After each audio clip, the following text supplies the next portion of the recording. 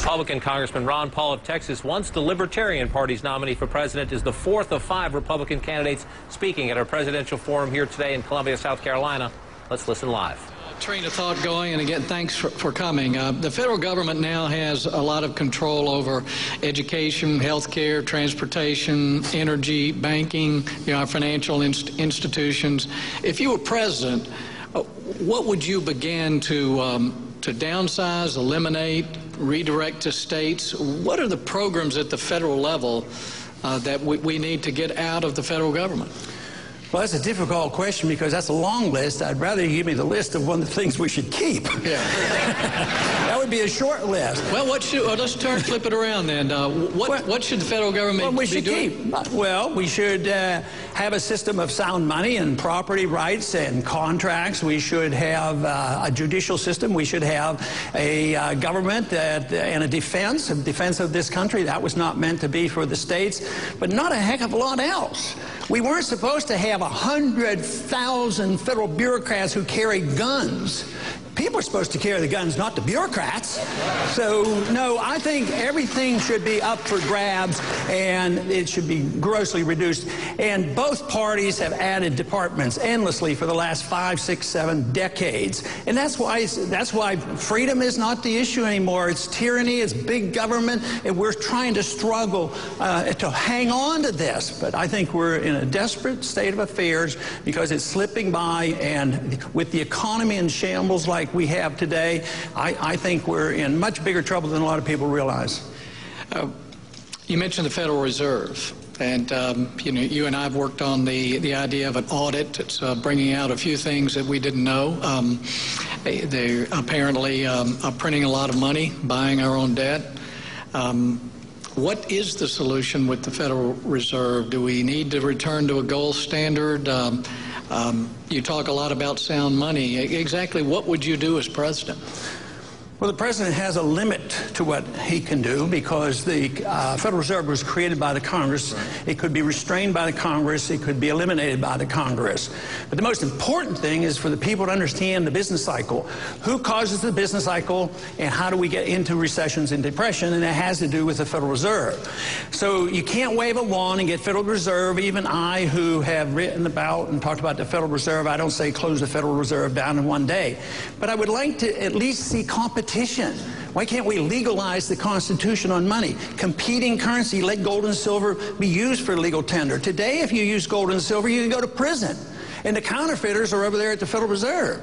So we need, and you join me and Steve as well on auditing the Fed is very important. I mean, what we found out, even though we didn't get the audit, we passed it in the House but not in the Senate, but what we got in the audit was that we found out in the bailout, the Fed was involved with $15 trillion passing out to their buddies, 1/3 of it going to foreign banks.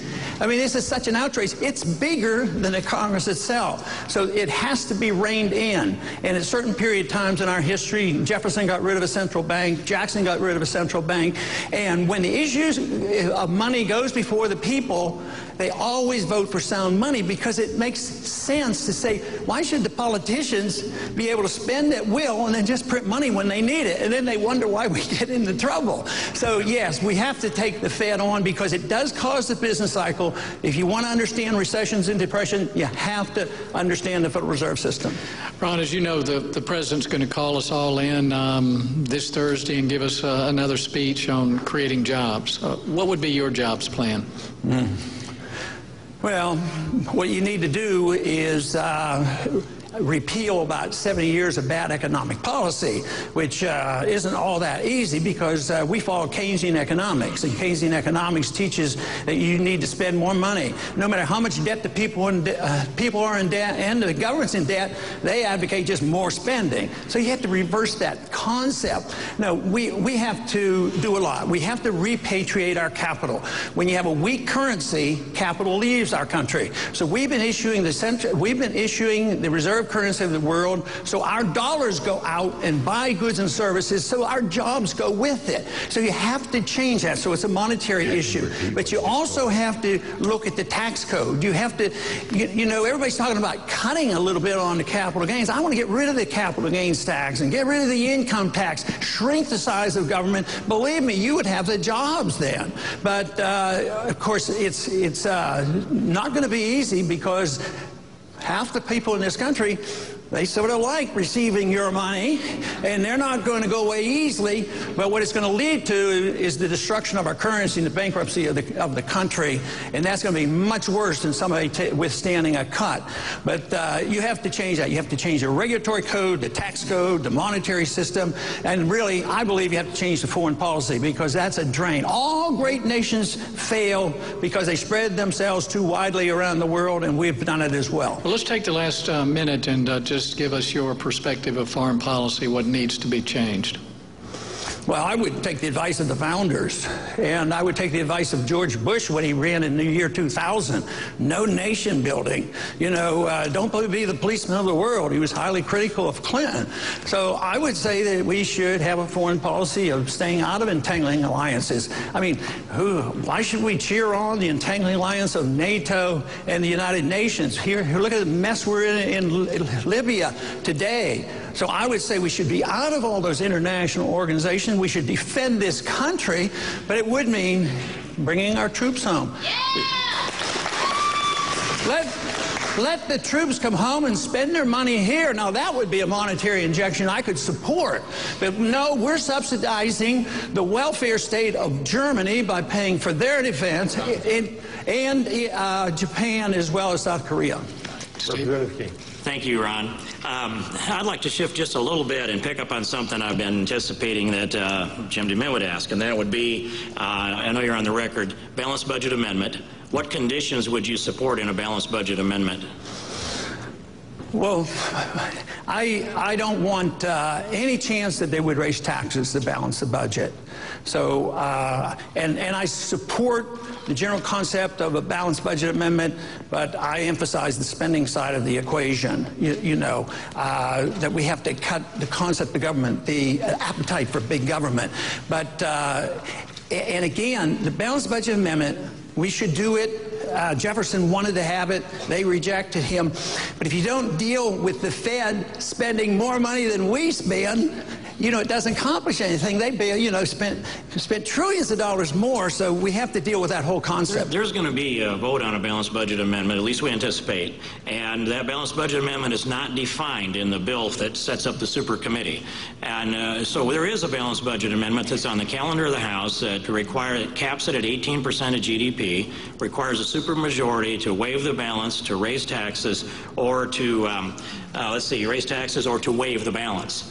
Would you support a constitutional amendment that put those conditions in it? Assuming you think that's, you know, a restriction, a good restriction. Yes.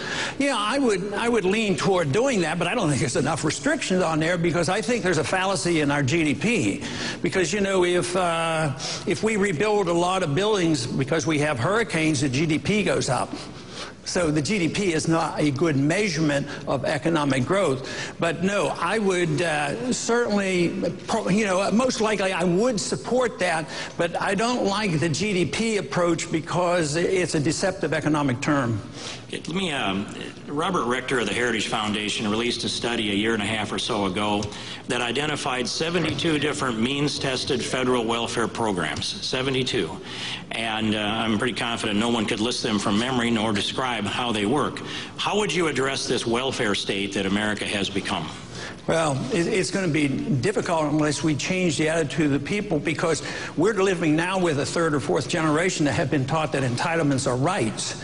And liberty and rights aren't have anything to do with entitlements. Entitlements means that you can take somebody else's money, you know, and the government's there to redistribute it. So you can't do it.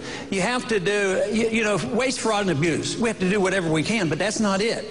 It's the philosophy of the entitlement system. But every time, so often when we think about the entitlement, generally we think about, oh, somebody's going to get food stamps. Well, let me tell you, the big entitlements goes to big corporations. That's where the corporation, that's where a lot of the money goes. You have to look at everybody who gets a check. And a lot of corporations get special benefits and checks, so that whole idea of redistribution of wealth has to be challenged. But any program that you can, chisel away at, I think you have to do it.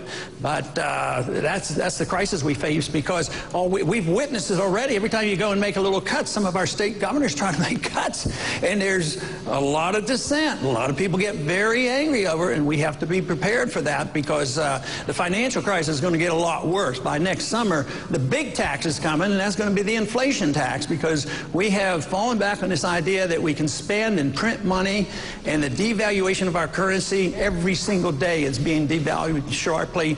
And if you look at its relationship to gold, you realize how big of the trouble is that we're facing. I just concede to your points on currency and the Fed. The Texas Republican Congressman Ron Paul speaking there. Consistent and controversial, his views on dramatically shrinking the size and the responsibilities of the federal government. Our special coverage of this Republican presidential forum in Columbia, South Carolina continues after this quick break.